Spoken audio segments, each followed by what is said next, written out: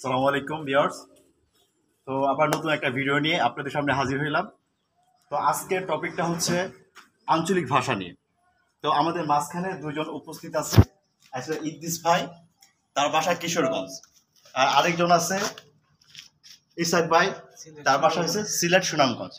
আজকে আমরা তাদের দুইজনের মধ্যে কথোপকথন করব, যে কোনো একটা স্পেসিফিক একটা ওয়ার্ড, শব্দ বা সেন্টেন্স নিয়ে।